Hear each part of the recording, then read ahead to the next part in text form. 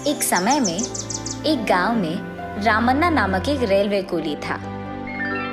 रामन्ना उसके बीवी और 2 बच्चों के साथ एक छोटे घर में रहता था। वो रोज की वेतन के लिए रेलवे स्टेशन में सूटकेस और बैग्स को उठाता था।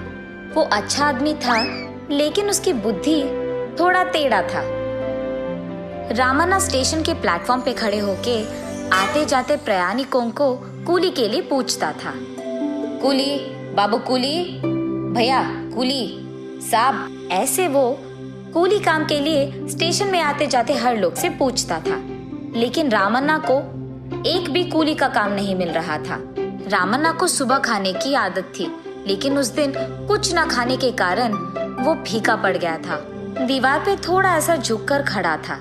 इतने में एक बुजुर्ग, सुनो बाबू कूली, 4 सूटकेस हैं, ट्रेन के आते ही इन सूटकेसों को उसमें लगाना है। जी साहब, लगा दूंगा। रख तो मैं दूंगा, लेकिन कितना दोगे ये तो बोलिए।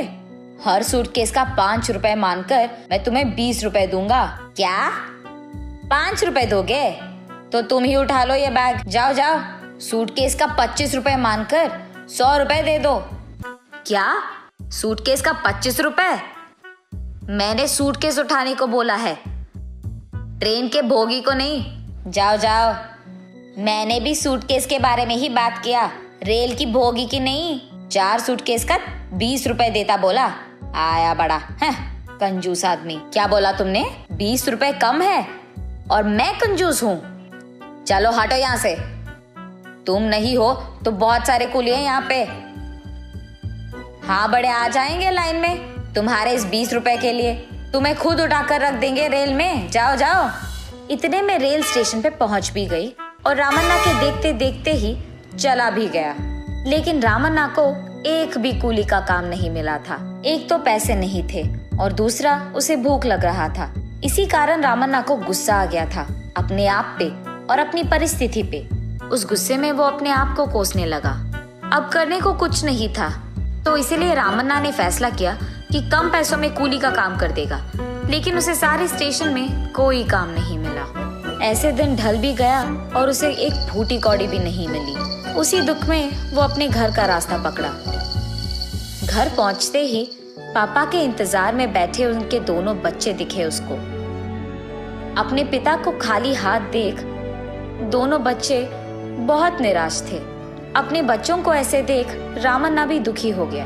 दिन ब दिन घटता उसके परिवार का हालत देख रामन्ना अपने आप में रो दिया। एक तरफ उसकी बीमारी बीवी को देख, आज सुबह मिले उस 20 रुपए की कूली कर देता, अपनी बीवी की दवाई तो ना हो पाता, लेकिन कम से कम मैं बच्चों को तो खिला पाता।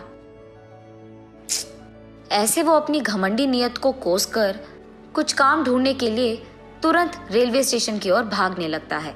आधी रात तक काम करने के बावजूद उसे उसके खर्चों के लिए काफी पैसे भी नहीं मिलते हैं। इतने में रेलवे स्टेशन में मौजूद पुलिस आधी रात को रामन्ना को उधर मंडराते हुए देख उस पे शक करते हैं। चोर समझकर उसे पुलिस स्टेशन ले जाते हैं। साहब, मैं कोई चोर नहीं हूँ साहब, मैं एक कूली हूँ साहब। ऐसे उसके कहने के बावजूद पुलिस उसका बात नहीं मानते हैं। उसके पास मौजूद थोड़ी बहुत चिल्लर भी ले जाते हैं। तुम्हारे कूली का पहचान लेकर कल स्टेशन आओ, तब तुम्हें छोड़ते हैं। साहब, मैं कोई चोर नहीं हूँ साहब, मेरी बात तो सुन लो साहब। ऐसे रामन्ना पुलिस को समझाने की बहुत कोशिश करता है, लेकिन उसकी बात ना मानकर पुलिस वहाँ से चले जाते हैं। इस कारण रामैया स्टेशन में अकेले बैठकर, हाय भगवान, मेरी इतनी बुरी हालत क्यों कर दी तूने। मेरे पास बचे चिल्लर भी उन्होंने ले लिया। आज मैं अपने बच्चों को क्या खिलाऊंगा। ये सब सोचते हुए निराश होकर रामैया स्टेशन में चलते जाता है। इतने में रेलवे पे खड़े एक ट्रेन में से एक प्रयाणी उनके खाने के बाद बचे हुए खाने को रामैया को देते हैं। उस खाने को लेकर रामैया खुशी खुशी अपने घर की ओर बढ़ता है। घर पहुंचते ही अपने बच्चों को इंतजार करते हुए देख रामन्ना जल्दी जल्दी उनके पास जाकर उस खाने का कवर खोलकर उसमें बचे रोटी को उन दोनों में बांट देता है। रामन्ना का छोटा बेटा उसके दिए हुए रोटी को जल्दी खाकर पापा भूख लग रही है, पापा भूख लग रही है ऐसे कहता है। और बस रामन्ना के हाथ में बचे आखिरी टुकड़ा भी वो उसके छोटे बेटे को दे देता है। ये देख रामन्ना की बेटी उसके पास जाकर पापा आप नहीं खाओगे? ऐसे पूछती है। मैं तो कब का खा लिया बेटा, मैं ये खाना तुम्हारे लिए लाया हूँ। ये कहकर वो पानी से अपना पेट भर के सो जाता है। अगले दिन उसकी बीमार बीवी, भूखे बच्चे, गरीब हालत के बारे में सोचते हुए भगवान की कृपा से अगर आज कुछ काम मिला तो अपनी बीवी के लिए दवाई, बच्चों के लिए खाना ले जाऊंगा। इसी सोच के दुख में वो स्टेशन की ओर बढ़ता है। आज रामन्ना घमंडी ना होकर जितना भी काम मिले सारा कर देता है। दिन ढलते ही वो कुछ पैसे कमा लेता है। चलो आज कुछ तो पैसे मिले, ऐसे सोचते हुए वो उसके घर जाने के लिए स्टेशन से बाहर जाने लगता है। इतने में उसे स्टेशन के एक बेंच पे एक सूटकेस दिखता है। उस समय में स्टेशन में कोई रेल नहीं था, चारों ओर एक भी आदमी नहीं था। वो सोचने लगता है कि ये सूटकेस किसका हो सकता है।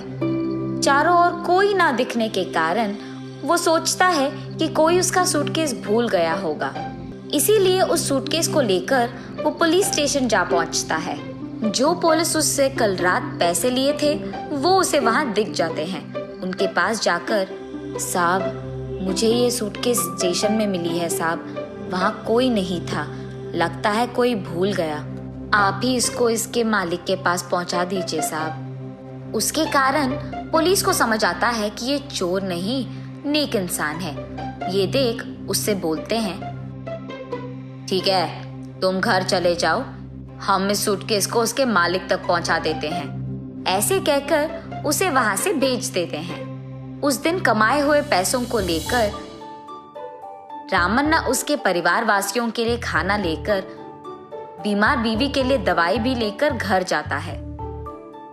अगले दिन आज पता नहीं कैसे रहेगा, ऐसे सोचते हुए